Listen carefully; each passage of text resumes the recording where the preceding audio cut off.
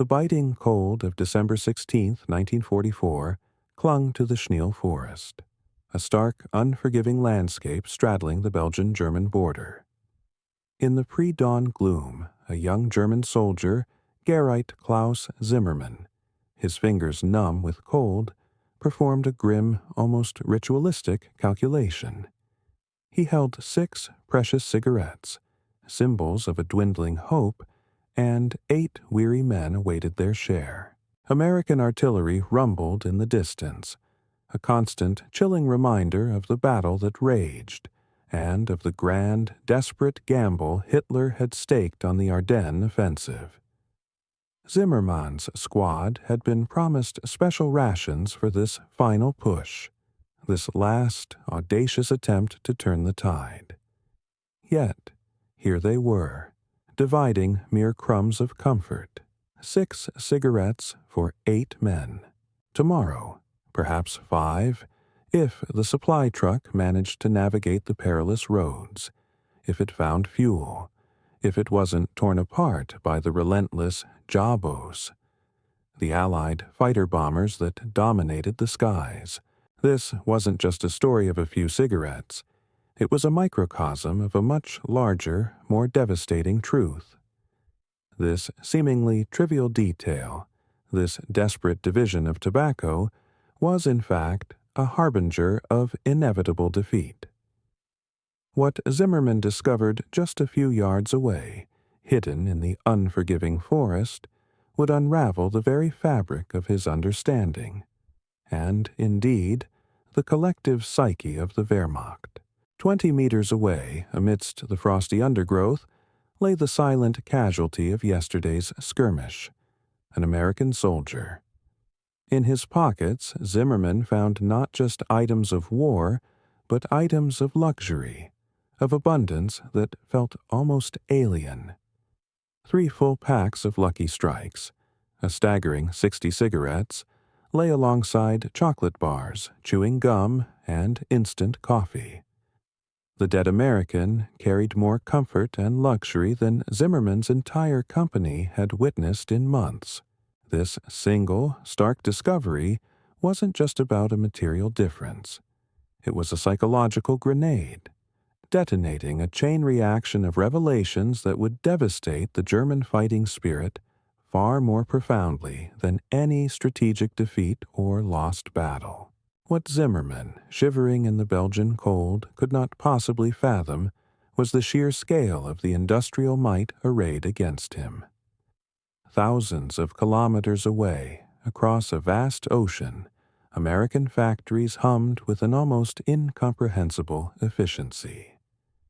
Hershey alone was churning out an astounding 24 million chocolate bars every single week, exclusively for military rations.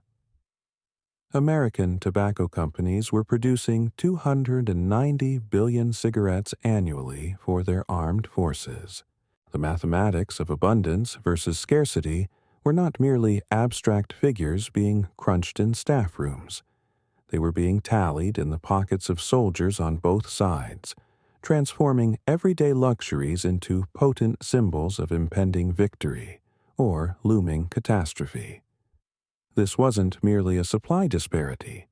It was a clash of entire economic philosophies, a fundamental difference in how nations waged total war, and how they valued the very human beings fighting it.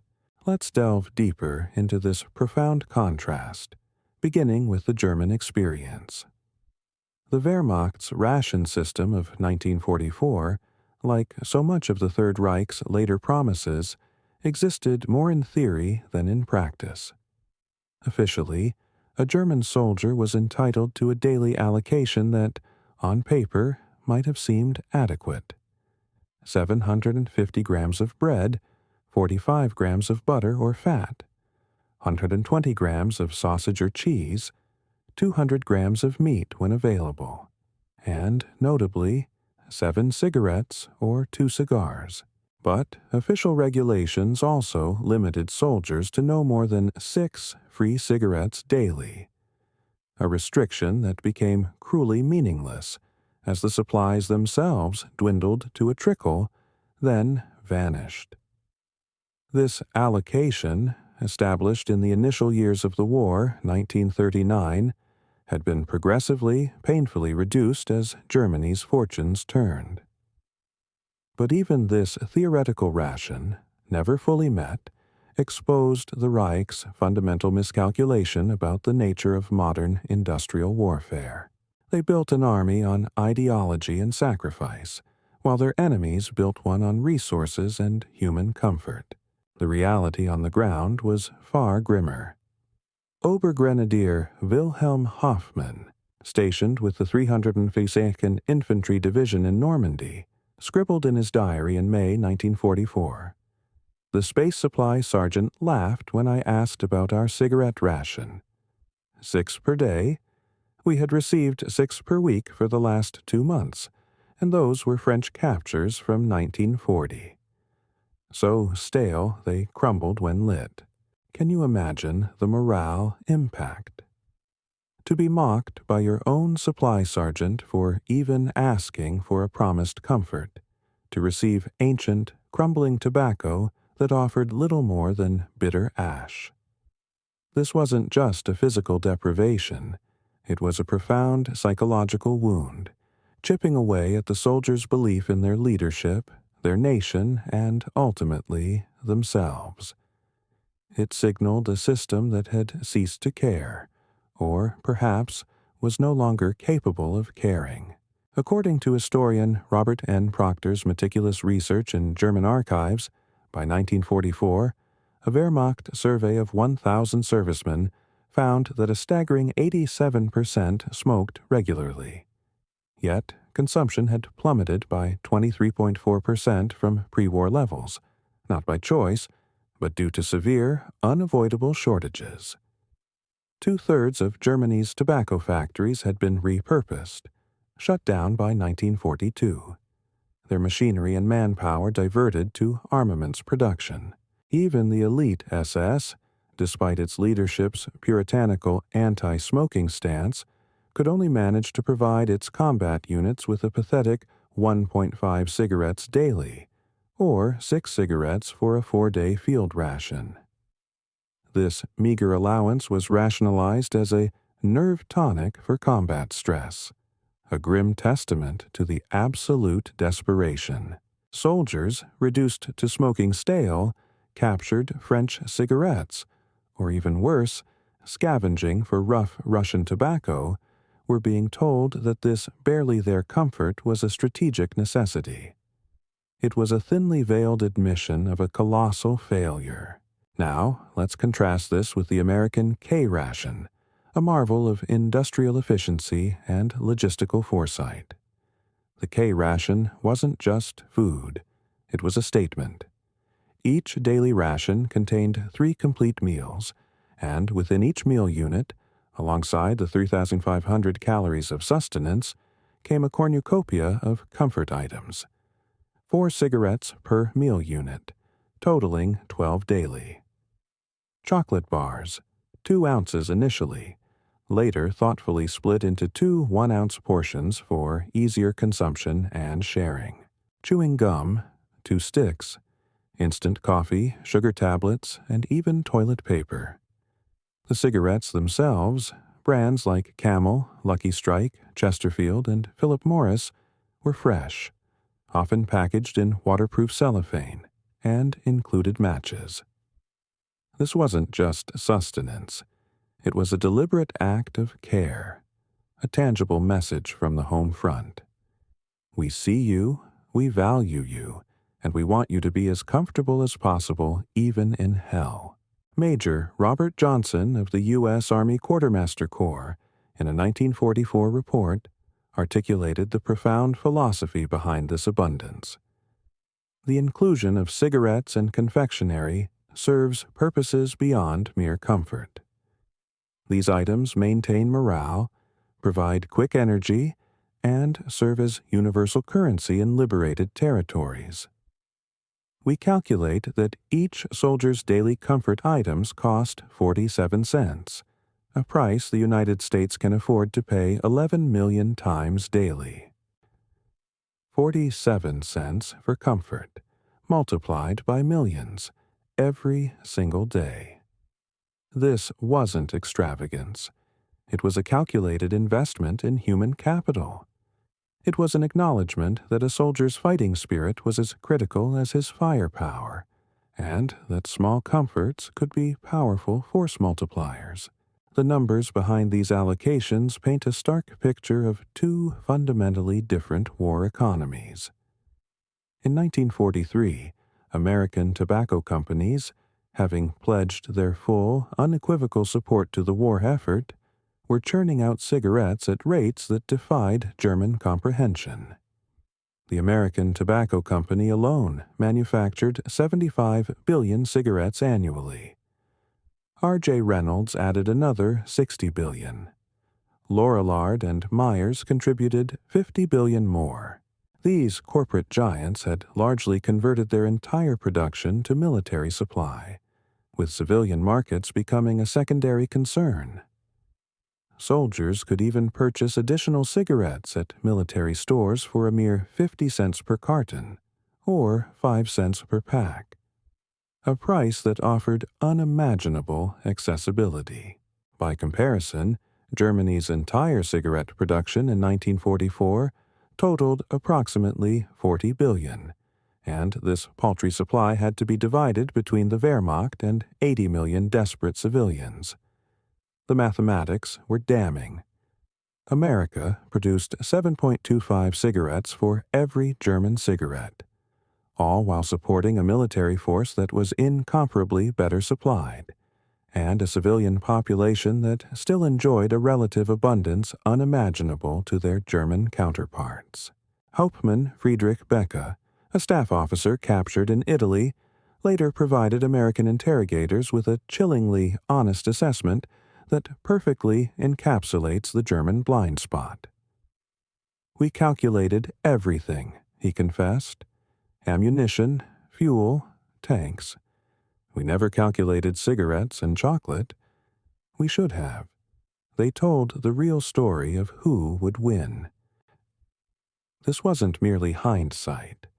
It was a profound recognition of a missed dimension in warfare, a realization that the human element, the psychological underpinning of an army, was as crucial as its weaponry. The chocolate differential was even more revealing, cutting deeper into the German psyche. Hershey's military production, peaking at an incredible 24 million bars weekly, alone exceeded Germany's entire confectionery industry output. The company had even developed the field ration D bar specifically for military use. 4 ounces of chocolate mixed with oat flour, engineered to withstand temperatures up to 120 degrees Fahrenheit, providing 600 calories in a pocket-sized, virtually indestructible package. Between 1940 and 1945, Hershey would produce over 3 billion chocolate bars for the military, earning the prestigious Army-Navy E Production Award 5 times. Milton Hershey himself, a titan of industry and philanthropy, declared with unwavering resolve, "The American soldier will fight better knowing he has chocolate in his pocket. It's a taste of home, a moment of comfort in hell. We'll make sure he never runs out." This wasn't just a business commitment, it was a national pledge, a fundamental understanding that morale was a strategic asset. On the brutal Eastern Front, where the vast majority of the Wehrmacht fought and ultimately perished, the ration situation had completely collapsed by 1943. Geraint Hans Müller, serving with the ill-fated Sixth Army before Stalingrad's catastrophic fall, penned a haunting letter to his sister in October 1942. "We receive our 6 cigarettes perhaps twice per week. When we capture Russian positions, we search their dead not for intelligence, but for makorka, rough tobacco. We roll it in newspaper from Pravda, Soviet propaganda serving German lungs." The bitter irony was not lost on the soldiers. Here they were, representatives of the self-proclaimed master race, reduced to smoking crude Soviet peasant tobacco wrapped in communist newspapers, a symbol of everything they were fighting against. Meanwhile, American soldiers, whom Nazi propaganda contemptuously depicted as soft and decadent, carried multiple packs of fresh, quality cigarettes as standard equipment. This visual and experiential contrast created an unbridgeable chasm of disillusionment. Feldwebel Kurt Weber of the 4th Panzer Army recorded an equally telling incident from January 1943. We overran an American supply depot that had been airdropped to the Russians. Crates of Lend-Lease supplies, Spam, Maxwell House coffee, Lucky Strikes, Hershey bars. The Americans were supplying their allies better than Germany supplied its own troops. We fought among ourselves over chocolate bars while opening crates that each contained more cigarettes than our regiment had received in 3 months. The Lend-Lease program, a monumental act of strategic generosity, had indeed shipped billions of cigarettes to the Soviet Union, along with 70,000 tons of processed food, including chocolate and coffee. American industrial capacity was simultaneously supplying its own forces with a bounty beyond imagination, while also providing allies with luxuries the Wehrmacht could only dream of, and indeed desperately fight over. This wasn't just a material advantage, it was a demonstration of a global economic power unmatched in history. The Italian campaign of 1943 to 1944 provided Wehrmacht soldiers with their first sustained direct exposure to American abundance. As German forces made their grueling retreat northward, they repeatedly encountered American supply lines that operated on principles utterly incomprehensible to the German military mind. Obergrenadier Joachim Rietzsche, serving with the 1st Fallschirmjäger Division at Monte Cassino, recorded in February 1944. The Americans shell us with more artillery ammunition in 1 hour than we receive in a week. But worse for morale is what we find in their destroyed positions. Discarded chocolate wrappers, empty cigarette cartons, half-eaten cans of food. They throw away more than we receive. This wasn't just disheartening, it was soul-crushing. To see your enemy so casually discard what you consider a treasure, to witness a level of waste that bespoke an endless reservoir of resources, was to confront a truth more terrifying than any enemy weapon. It stripped away the last vestiges of the belief in their own system's efficacy. The psychological impact intensified when German soldiers stumbled upon American supply dumps. Unlike the carefully hidden, desperately guarded German depots, American supplies seemed endless, casually managed, almost overflowing. A single captured American quartermaster truck might contain more comfort items than a German battalion had received in an entire month. Unteroffizier Franz Hartmann vividly recalled discovering an abandoned American supply point near Anzio. Hundreds of cases of K rations, each box containing cigarettes and chocolate. We calculated this one supply point, apparently considered minor by the Americans, contained more cigarettes than our entire division had received since arriving in Italy. My men filled their pockets, their bread bags, their gas mask containers with Lucky Strikes and Hershey bars. For 2 weeks, we smoked American cigarettes. When they ran out and we returned to our allocation, when it arrived, of 6 per day, several men broke down crying. Imagine the emotional whiplash, the brief, intoxicating taste of abundance followed by the brutal return to grinding scarcity. The psychological harm was profound and lasting, seeding deep resentment and despair. D-Day, the monumental Allied invasion of Normandy, brought this supply differential into devastating, undeniable focus. As Allied forces poured onto the beaches, they brought with them a logistics operation that fundamentally redefined military supply. Operation Overlord involved not just combat supplies, but millions upon millions of comfort rations. In the first week alone, a staggering 14 million cigarettes and 800,000 chocolate bars landed on the Normandy beaches. Grenadier Joseph Wagner of the 21st Panzer Division wrote with a sense of awe and despair about encountering American paratroopers' supplies scattered across the Norman countryside. Every American soldier seemed to have fallen from the sky with a personal tobacco shop. We found containers with cartons of cigarettes. Cartons. Each American paratrooper carried more cigarettes than our company received in a month. The chocolate was everywhere, some type that didn't melt in the heat. Our emergency iron ration, meanwhile, was a tin of meat that might have been canned in 1941. The contrast was not merely stark, it was an indictment. The German emergency ration, a relic from the early war against the American tropical chocolate, perfectly suited for the conditions. This stark contrast utterly demoralized German defenders. Feldwebel Heinrich Schmidt of the 352nd Infantry Division reported, "My men increasingly volunteer for patrols, not for military intelligence, but to search American bodies for cigarettes and chocolate. A dead American provides more comfort items than the German supply system. This is not warfare. It's wealthy men fighting paupers." This quote pierces to the heart of the matter.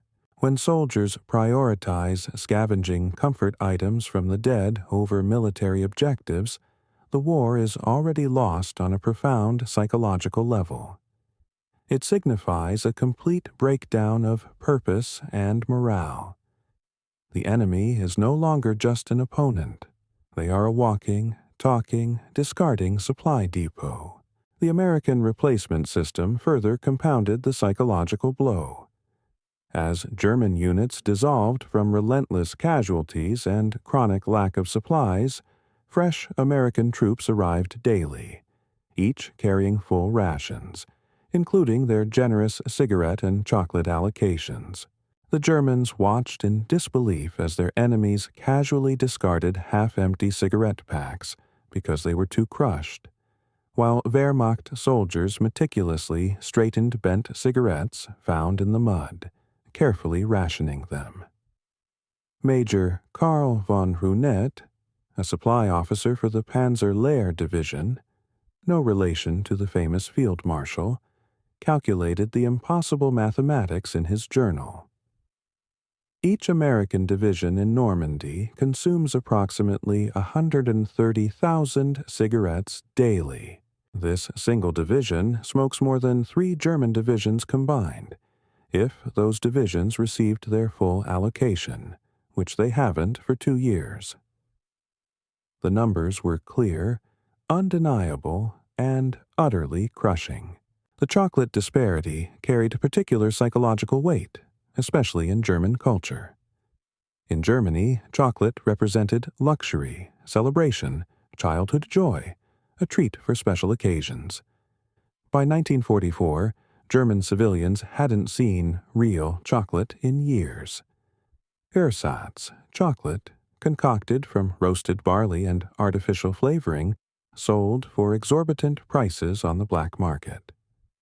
Real chocolate had become a fading memory, a dream of a bygone era.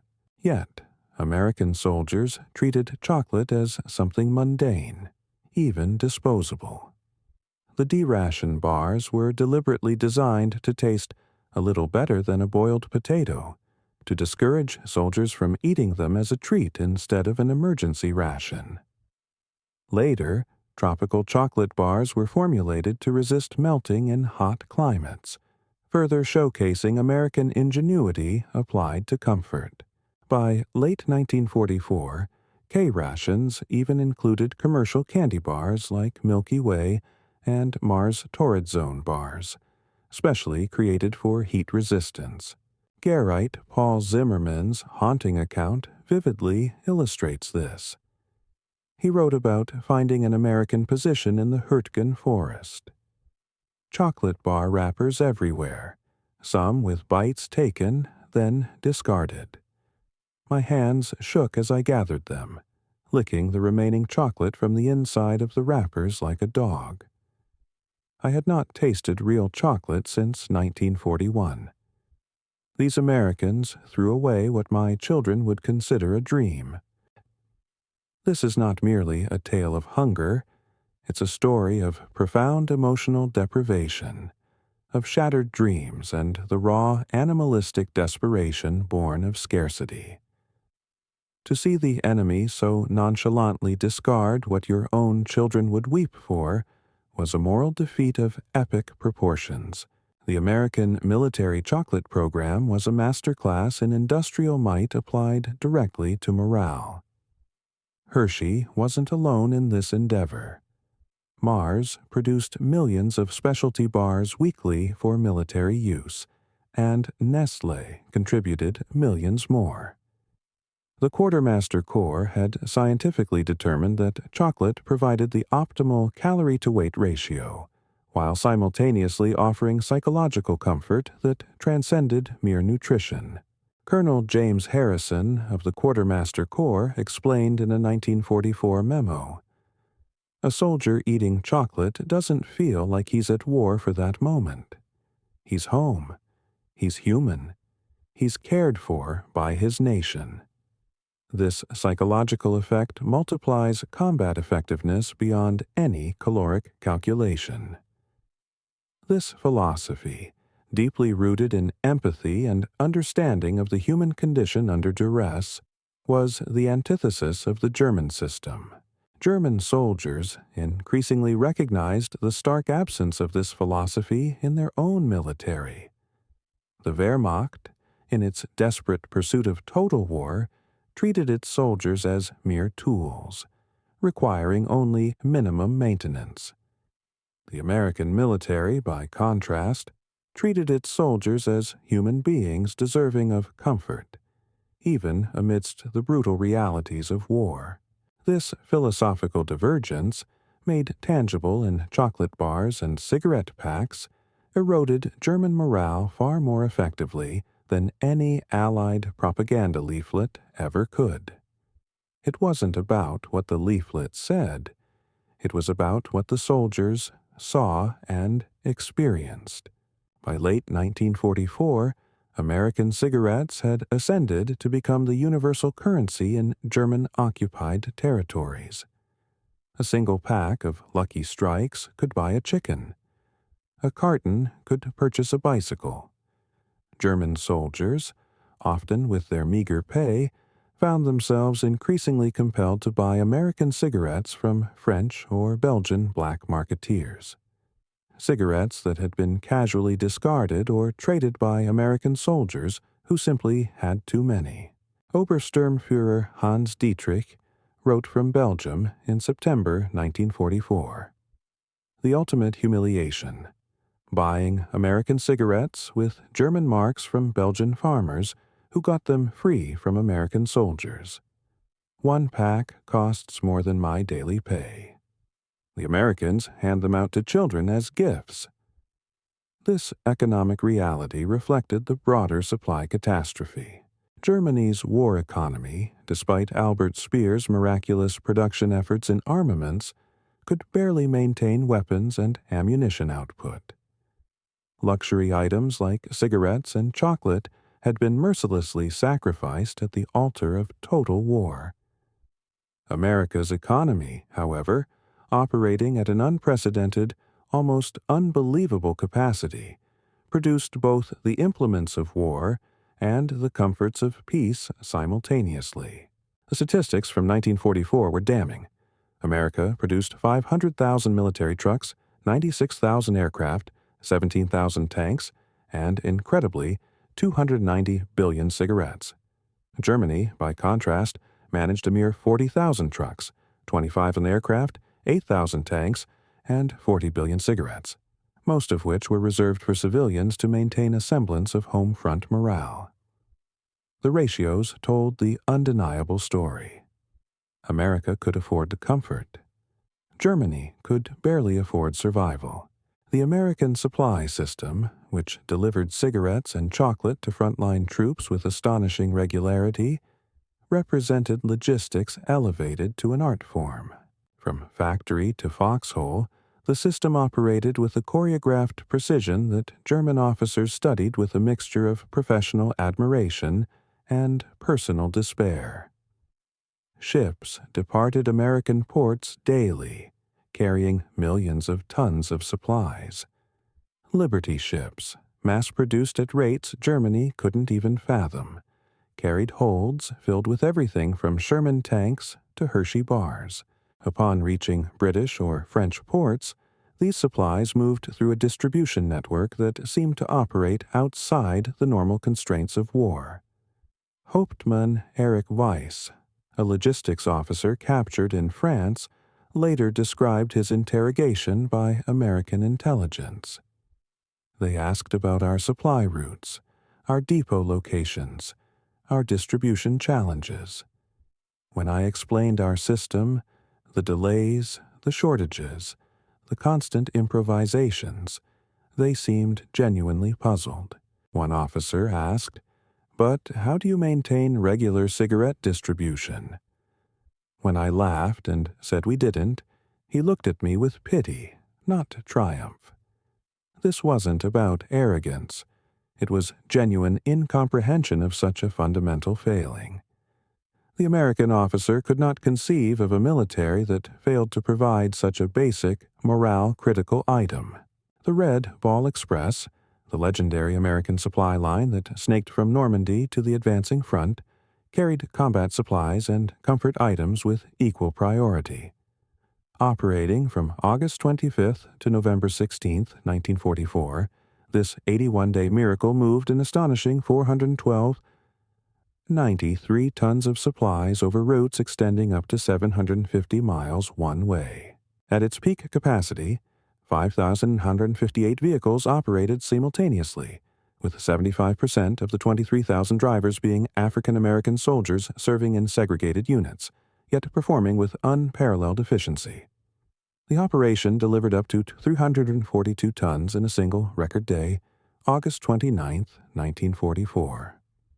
By stark contrast, German supply trucks, when they even had fuel, made dangerous, infrequent runs, carrying only the most essential ammunition and medical supplies. Lieutenant Robert Mason, a driver for the Red Ball Express, recalled, "We'd pull into a forward depot and unload cases of ammo right next to cases of cigarettes and candy. Same urgency, same efficiency. The quartermasters treated chocolate bars like bullets. Both were ammunition for winning the war." This wasn't just logistical prowess. It was a deep psychological insight into what truly fueled a fighting force. The winter of 1944-45 brought the supply differential to its cruelest, most dramatic extreme. During the Battle of the Bulge, which erupted on December 16, 1944, Germany's last desperate offensive saw Wehrmacht soldiers advancing through American positions, capturing supplies that mocked their own deprivation.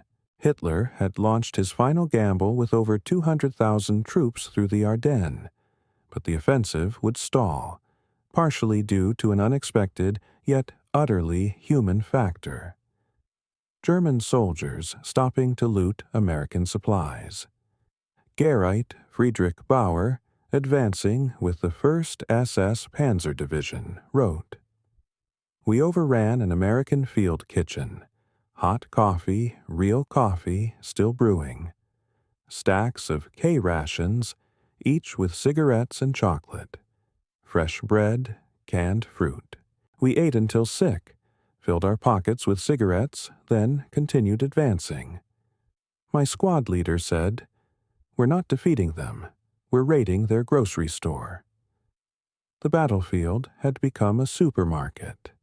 Entire units, designed for lightning-fast advance, delayed their movements, literally halting the offensive, to feast on captured rations. The psychological impact was devastating. Soldiers saw firsthand that Americans could lose tons of supplies and barely notice, while German forces scraped by on starvation rations. Feldwebel Otto Kraus remembered finding an abandoned American supply truck.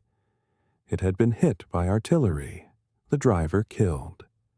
The cargo, cases of cigarettes, chocolate, coffee, and canned food, was scattered everywhere. "We behaved like starving dogs, fighting each other for chocolate bars," Kraus wrote. Veterans of 5 years' combat reduced to squabbling over candy. The dead American driver had more cigarettes in his pocket than I had seen in 6 months. This raw, visceral scene speaks volumes. The dehumanizing effect of scarcity, reducing battle-hardened veterans to squabbling children over sweets, was a profound moral injury. Meanwhile, just a few miles away, the encircled American forces in Bastogne received continuous airdrops that included not just ammunition and medical supplies, but also cigarettes and chocolate. The defenders of Bastogne, surrounded and outnumbered, smoked freely while their German besiegers rationed their last precious cigarettes. The image of surrounded Americans enjoying their comforts while the besieging Germans suffered deprivation is one of the most powerful inversions of power dynamics in the war. When German soldiers finally surrendered, the supply shock continued, deepening the psychological impact. American POW camps provided German prisoners with more cigarettes and better food than they had received as active soldiers. This generosity, utterly incomprehensible to minds shaped by years of scarcity and hardship, shattered any remaining illusions about German superiority. Unteroffizier Wolfgang Meyer, captured in the Bulge, described his first days in captivity.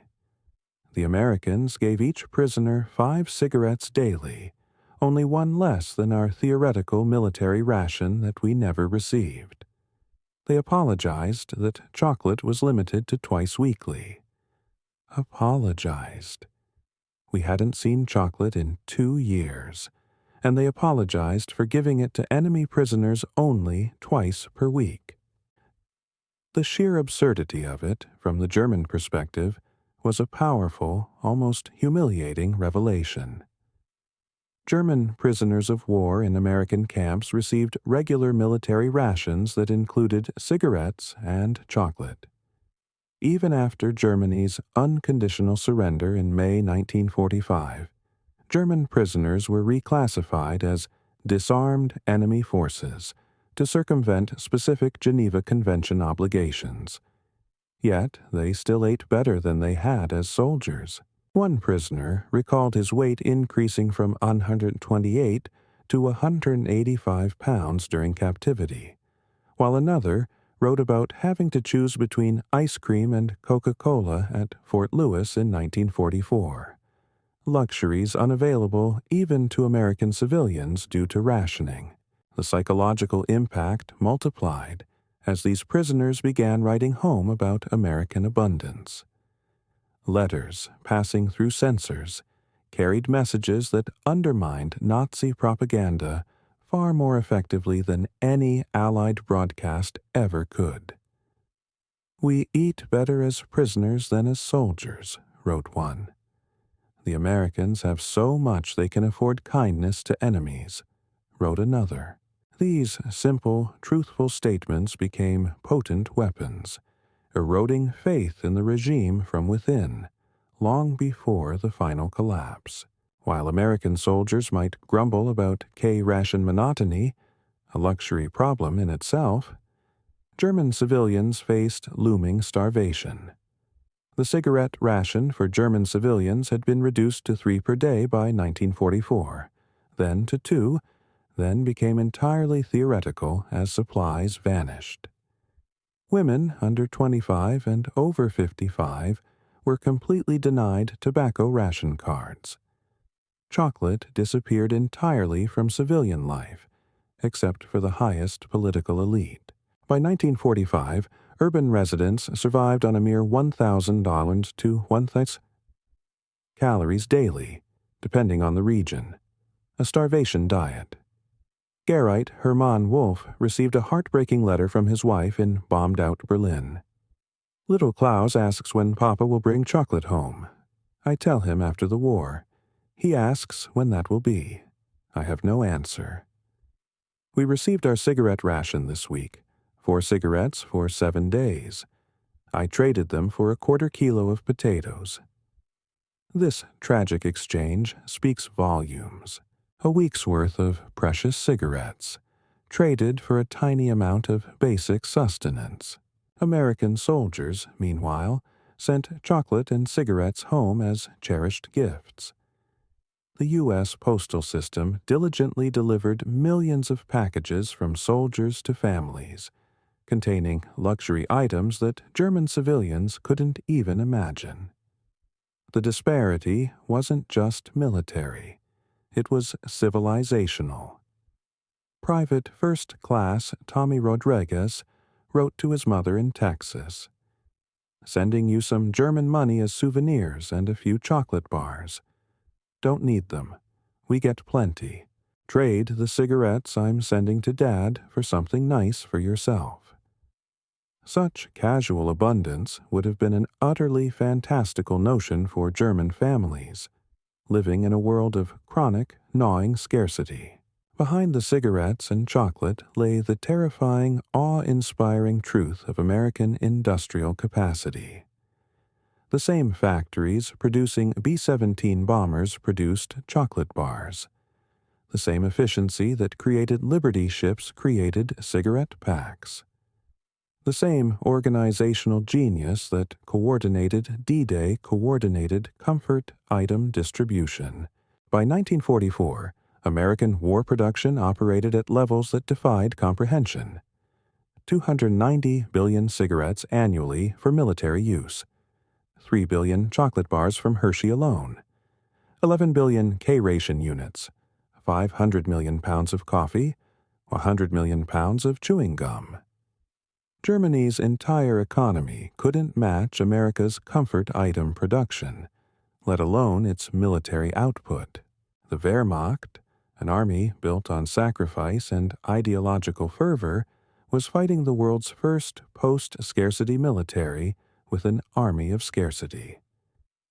Every American cigarette butt discarded in the European mud was a tangible representation of an industrial capacity Germany could never hope to match. General Oberst Heinz Guderian, in a post-war interrogation, admitted, "We calculated divisions, tanks, aircraft. We should have calculated cigarettes and chocolate bars. They told the truth. America could fight a war and barely notice. We couldn't feed our soldiers and civilians simultaneously." This confession from a brilliant tactician highlights the profound strategic oversight, a failure to understand the holistic nature of modern warfare. American military psychologists had even quantified morale, treating it as a measurable input. Studies showed that soldiers with regular cigarette access performed 15% better in combat situations. Chocolate consumption correlated with reduced combat fatigue, a vital factor in sustained operations. The Quartermaster Corps didn't view comfort items as mere luxuries. They were treated as essential force multipliers. Major David Eisenstadt, a military psychologist, wrote in a 1945 report, "A soldier who knows tomorrow's ration will include cigarettes and chocolate fights differently than one who doesn't. He believes in a system that values his comfort. This belief translates to combat effectiveness that transcends the item's intrinsic value." This was the core philosophical difference. It wasn't just about giving soldiers stuff. It was about giving them hope and trust in their nation.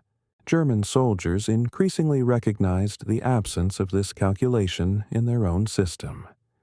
The Wehrmacht demanded sacrifice without comfort, endurance without reward. Each missing cigarette, each absent chocolate bar, served as a painful reminder that their system viewed them as expendable cogs in a larger, relentless machine. Lieutenant Friedrich Hoffmann wrote in his diary, "The Americans fight knowing their country cares for their comfort. We fight knowing our country cares only for our sacrifice. They have chocolate in their pockets. We have ideology. In the end, chocolate proved stronger." This observation, from a soldier living through the brutal reality, speaks to the ultimate failure of ideology against the fundamental human need for sustenance and comfort. By early 1945, the black market exchange rates told a clear, brutal story of impending defeat. One American cigarette traded for 5 German cigarettes. A Hershey bar could buy a Wehrmacht dress dagger, a symbol of military honor. A carton of Lucky Strikes could purchase a Luger pistol, a prized weapon. German soldiers were actively trading their military equipment, the very tools of war, for American comfort items. This was the ultimate statement of priorities, a stark confession of what truly held value when everything else was collapsing. In occupied German towns, American soldiers became unwitting masters through casual generosity. GIs who gave chocolate to children or cigarettes to elderly Germans achieved more psychological victory than combat ever could. The defeated population saw American abundance and German poverty in stark, undeniable relief. Unteroffizier Karl Zimmermann witnessed an American soldier give an entire K ration to a German child. The child received more chocolate in that moment than German children had seen since 1940. The mother cried, not from humiliation, but from gratitude. This American private, probably drafted from some factory, could afford charity that our officers couldn't imagine. This single act of kindness, born of abundance, reshaped perceptions in a way that years of propaganda never could. Master Sergeant Bill Patterson, a supply sergeant for the 29th Infantry Division, meticulously kept detailed records that have survived in the National Archives, offering a unique American perspective on this supply differential. January 1945, Belgium. Distributed 45,000 cigarettes to the battalion today. Boys complain about getting Philip Morris instead of Lucky Strikes. Had to throw out 200 chocolate bars that got wet. Regulations say we can't distribute damaged comfort items. The German prisoners we're guarding watched us burn perfectly edible chocolate. One cried.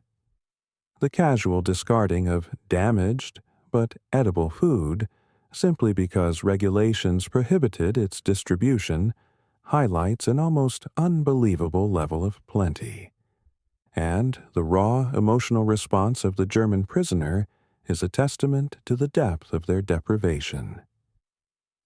February 1945, Germany.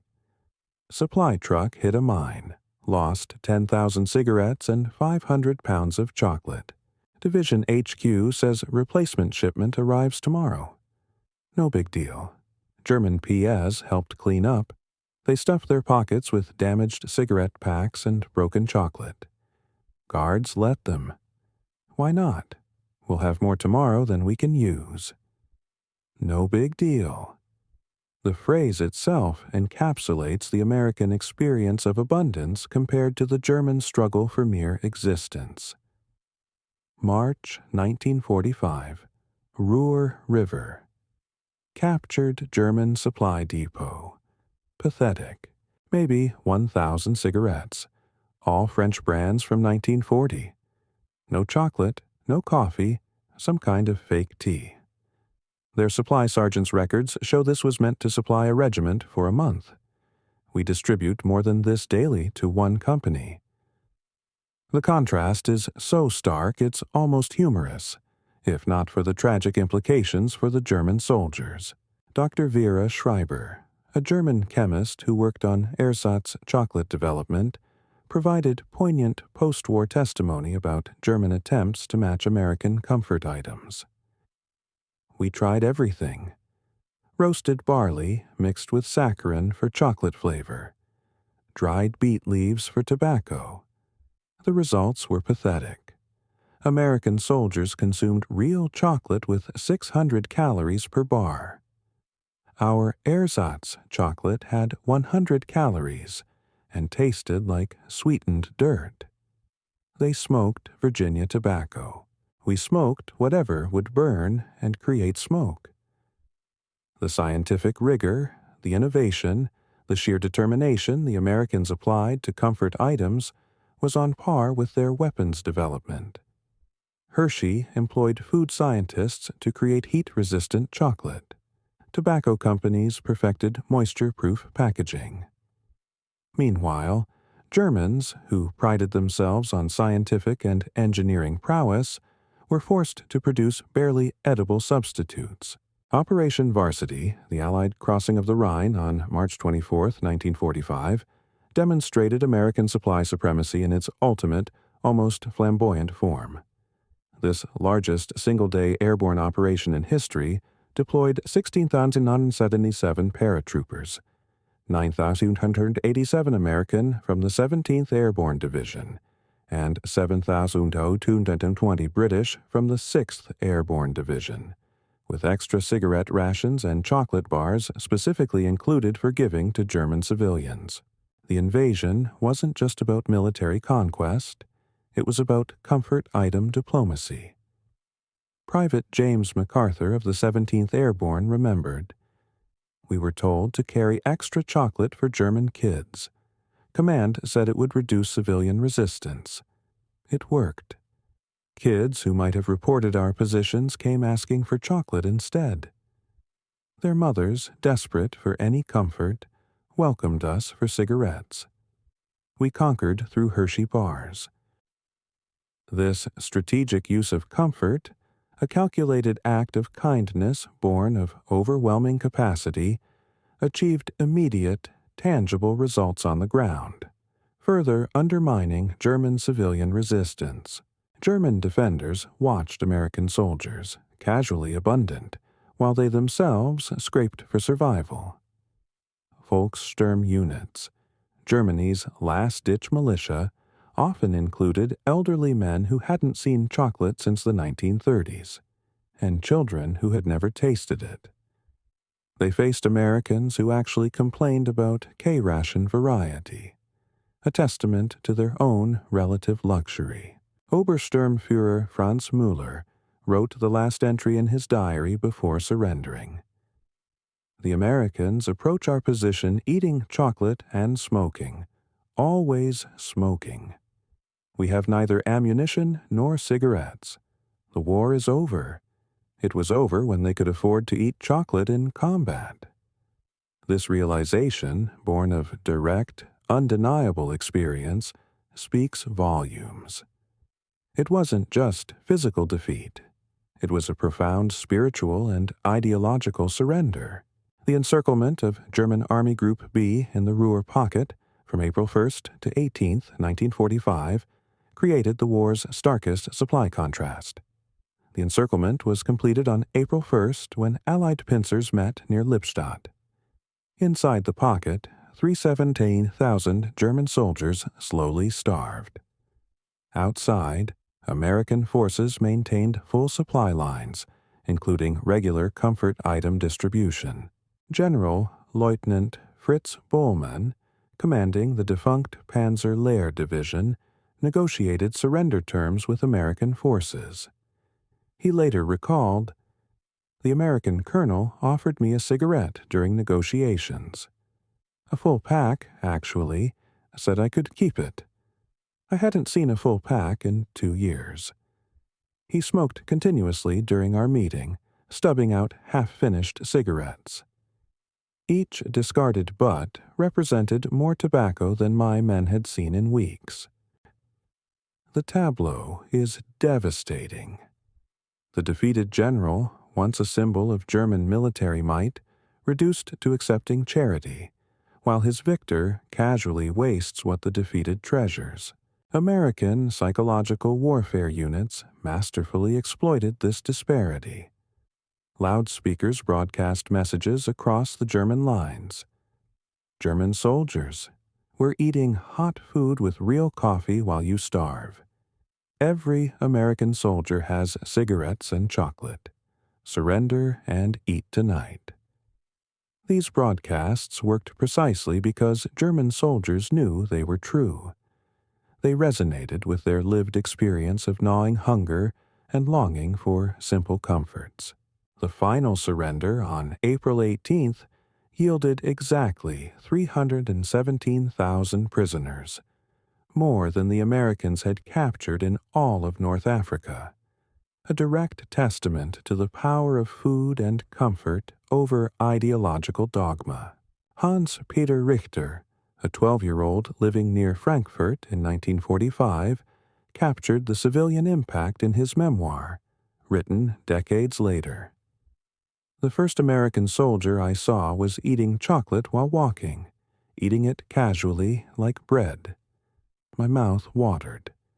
I hadn't tasted chocolate since I was 7.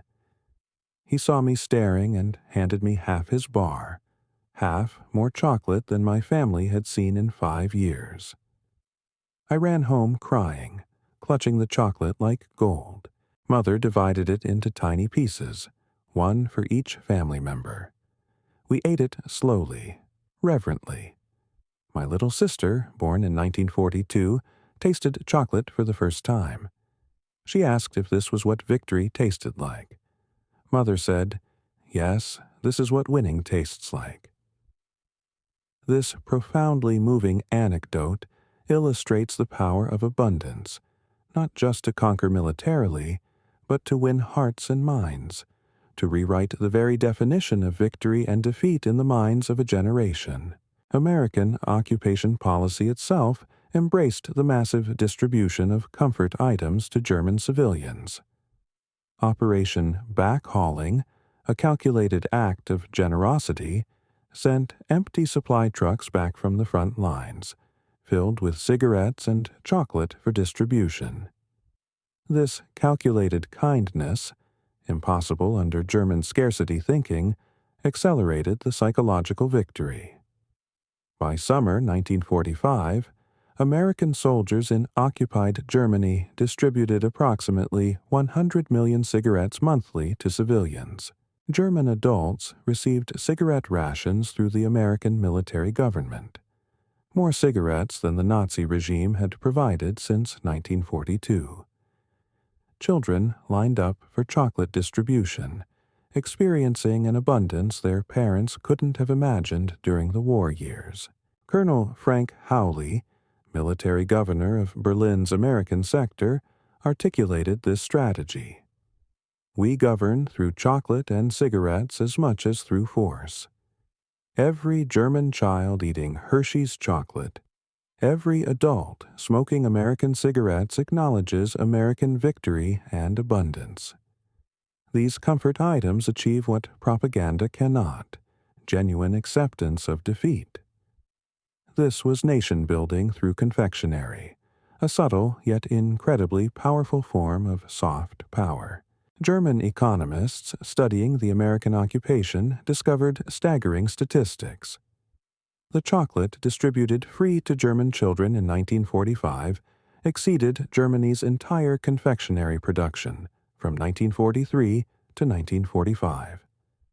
The cigarettes given to German prisoners of war surpassed Wehrmacht combat troop rations for the entire war's last year. Professor Ludwig Erhard, the future architect of the German economic miracle, meticulously analyzed American supply capacity. The Americans defeated us through abundance, not just armaments. They could afford to give away what we couldn't produce. Every American cigarette in German lips, every chocolate bar in German hands, taught us that our economic system had failed fundamentally. This was a lesson that would profoundly shape post-war Germany, steering it away from the autarkic, scarcity-driven economic policies of the Third Reich towards a market-oriented economy that prioritized consumer welfare. In 1985, at a reunion of the 82nd Airborne Division, former Feldwebel Kurt Müller, by then an American citizen, addressed his former enemies with a poignant honesty. "You defeated us with chocolate and cigarettes as much as with bullets and bombs. Every K-ration we captured showed us America's strength. You had so much you could afford kindness. We had so little we couldn't afford humanity." When I found American cigarettes on dead paratroopers at Normandy, I knew Germany would lose. No nation that could give every soldier chocolate and cigarettes could be defeated by a nation that couldn't. The American veterans applauded the former enemy who had learned war's deepest lesson: that abundance permits generosity, while scarcity demands brutality. This was the ultimate vindication of the American approach, recognized by those who had fought on the losing side. Among the documents discovered in German military archives was a heart-wrenching letter from Frau Elisabeth Hoffmann to her son, Lieutenant Paul Hoffmann, dated March 1945. "Paul, the Americans have entered our village. They gave little Anna chocolate, real chocolate. She ate it so fast she became sick. The American medic gave her medicine and more chocolate, telling her to eat it slowly. They have so much chocolate they can give extra to a sick German child. Your father trades his Iron Cross from the First War for cigarettes from American soldiers. They laugh and give him entire cartons, saying the medal is worth more. Such wealth that they can joke about it. We were told they were weak, decadent. They are neither. They are rich beyond imagination. The war was lost the moment they could afford to be kind to enemies." Paul Hoffmann never received the letter. He had surrendered 2 weeks earlier, after his unit ran out of ammunition, food, and cigarettes, in that order of importance to morale. This letter, full of stark contrasts and emotional revelations, captures the essence of the psychological victory. The ability to be kind to an enemy, born of immense wealth, signaled a power far beyond military might. Post-war analysis revealed the full scope of American comfort item production during World War II, laying bare the statistical truth. Cigarette production, 1941, 1945, American forces. Total military cigarettes, 1.2 trillion. Daily production peak, 950 million. Cigarettes per serviceman annually, 10,000. Brands supplied, 45 different varieties. Cost at military stores, 50 cents per carton, 5 cents per pack. Chocolate production, 1941, 1945, American forces. Hershey military bars, 3 billion.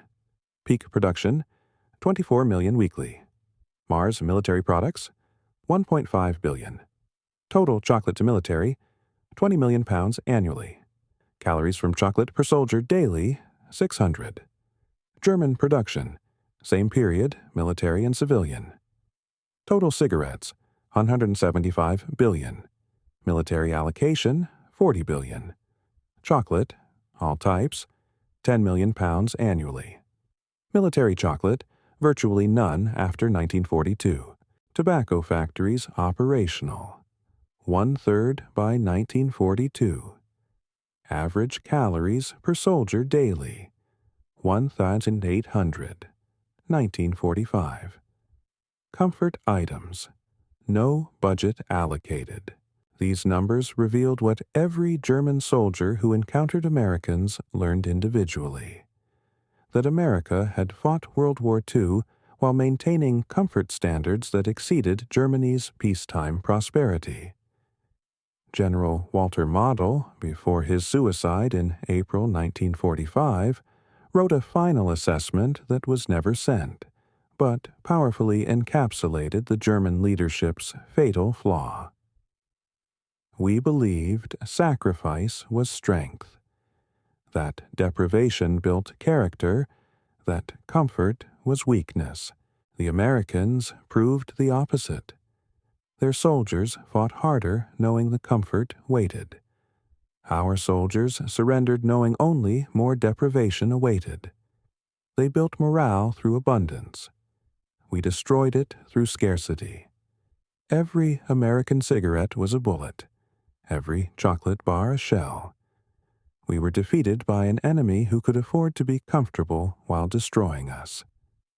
This damning self-analysis lays bare the fundamental philosophical error of the Nazi regime.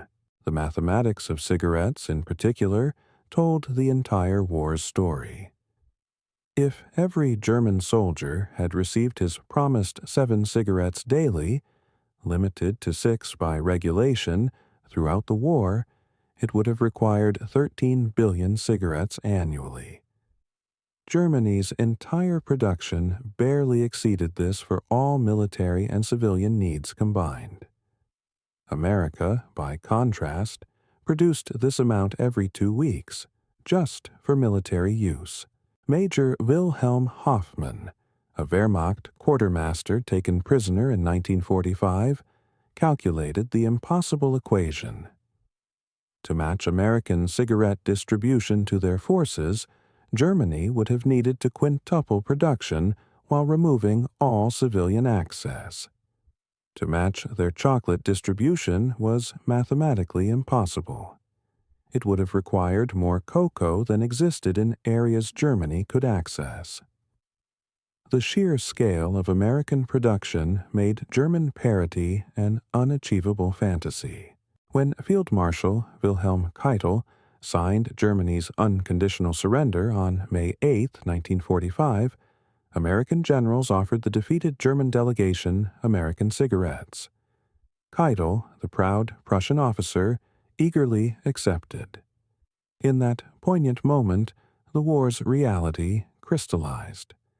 The defeated begging comfort items from victors who had so many they could share with enemies. General Dwight Eisenhower's aide, Captain Harry Butcher, recorded, "The Germans smoked American cigarettes like drowning men gasping air." Keitel, a man who had commanded millions, meticulously put 3 full packs in his coat. These were men who had commanded millions, reduced to hoarding Lucky Strikes. If we needed proof of total victory, it was in their desperate gratitude for American cigarettes. In 1950, 5 years after the war's end, a German schoolteacher in Hamburg asked her class what they remembered most about the war's end. 7-year-old Greta Miller, who had been 2 when Americans arrived, raised her hand. The chocolate rain. The American soldiers threw chocolate from trucks like rain. Children ran behind trucks catching chocolate bars. My brother said it was the day the world turned right side up, when chocolate fell from the sky instead of bombs. The teacher, Frau Hoffmann, who had lost her husband on the Eastern Front, wrote in her diary that night, "The children remember American chocolate more than German defeats. Perhaps that's the war's truest lesson, that abundance defeats ideology, that comfort conquers sacrifice, that nations who can afford to give chocolate to enemy children have already won." The supreme irony emerged in post-war interviews. German soldiers who had fought to the death for National Socialism, who had endured unimaginable hardships on the Eastern Front, who had maintained discipline despite overwhelming odds, identified the moment they knew defeat was inevitable. It wasn't when the Allies landed at Normandy, nor when Soviet armies crossed into Germany, nor when Allied bombers darkened the skies. It was when they realized American soldiers had unlimited cigarettes and chocolate while they had neither. In that recognition lay the war's ultimate truth, that industrial abundance, not racial ideology, determined victory. Oberst Hans von Luck, one of Rommel's most decorated officers, summarized it in his memoirs. "We thought we were warriors of the superior race, destined to rule through will and sacrifice. We were defeated by Democrats bearing chocolate bars, by factory workers carrying more cigarettes than our generals, by a nation so wealthy it could afford to waste what we couldn't produce." Every lucky strike in American lips proclaimed their victory. Every absent German cigarette admitted our defeat. The final statistics of comfort item distribution told a story no propaganda could refute. American forces, 1941, 1945, cigarettes distributed, 1.2 trillion. Chocolate distributed, 5 billion bars.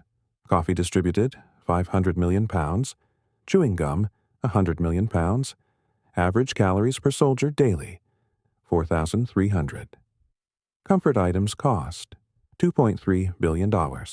German forces, same period. Cigarettes distributed, 35 billion. Estimated.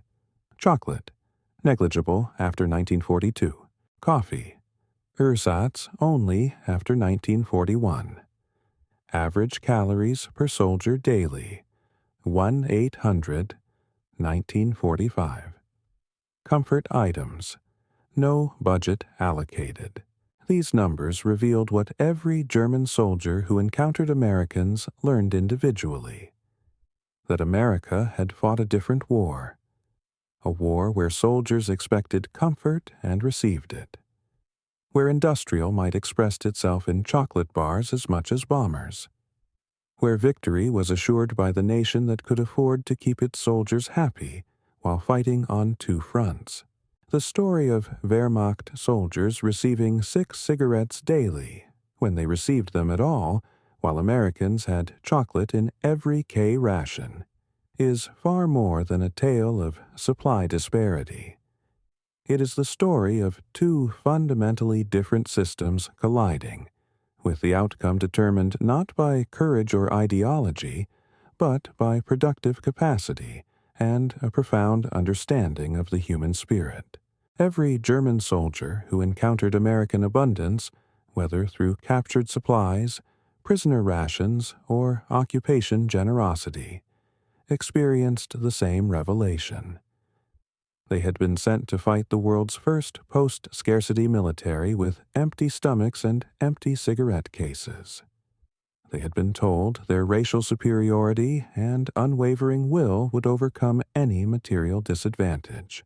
Instead, they discovered that nations capable of providing chocolate and cigarettes to millions of soldiers while simultaneously waging a global war possessed a power that transcended mere military force. The cigarettes and chocolate were not just items, they were symptoms of a deeper truth. America could afford comfort because its system produced abundance. Germany demanded sacrifice because its system produced scarcity. American soldiers expected cigarettes and chocolate because their nation could provide them. German soldiers learned to expect nothing because their nation had nothing to give. In the end, the war's outcome was written not in battle plans, but in production statistics. Not in ideological fervor, but in industrial capacity. Not in racial theory, but in chocolate bars and cigarette packs. The Wehrmacht soldier, carefully hoarding his 6 daily cigarettes when he received them, while watching American soldiers carelessly discard half-smoked Lucky Strikes, witnessed the real balance of power. The Americans had chocolate in every K ration because they could. The Germans had ideology in every order because they had nothing else. Between chocolate and ideology, chocolate won. between abundance and sacrifice, abundance triumphed. Between the nation that could provide comfort to its soldiers and the nation that could only demand endurance, the outcome was never truly in doubt. The Wehrmacht soldiers who were promised 6 cigarettes daily, but received far less, facing Americans with chocolate in every pocket, learned this truth one captured K-ration at a time. The chocolate in American K-rations and the cigarettes in American pockets were not luxuries. They were proclamations of inevitable victory, daily proof that American factories could produce abundance, while German factories failed to produce adequacy. Every German veteran who tasted American chocolate, who smoked American cigarettes, who witnessed American abundance, knew the war was over long before the surrender was signed. They had seen the future, and it tasted like Hershey's chocolate and smelled like Lucky Strike tobacco.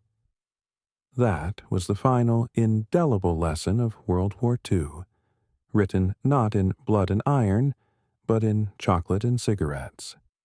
That victory belongs to those who can produce abundance, not those who merely demand sacrifice.